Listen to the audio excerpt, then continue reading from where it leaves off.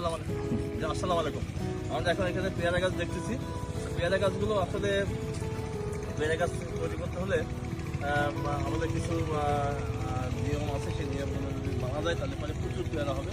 তা আমি আপনাদেরকে সেই দেখাই দিই কীভাবে পেয়ারা গাছগুলো করতে হবে।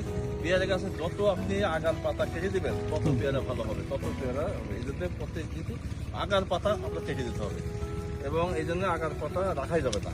এইভাবে মানে যত পাতা কাটা যাবে তত ভালো হবে। এখনো কাটা যাবে? এখনো প্রতিনিয়ত এটা প্রত্যেক মাসেই আগার পাতা কাটতে হবে। আগার পাতা কাটলে যত ব্রাঞ্চিং হবে, যত ব্রাঞ্চিং হবে তত ফুল আসবে।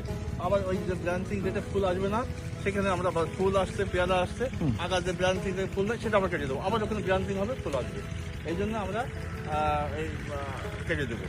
যত আমরা পেয়ারা আগা কাটবো। এটা কি 12 মাসিক জাত নাকি? এটা 12 মাসিক জাত, কোনো সমস্যা নেই। এবং এত বড় করাই যাবে না, এই আরো ছোট করতে হবে। এই যে এত বড় উপরে যাবেই না।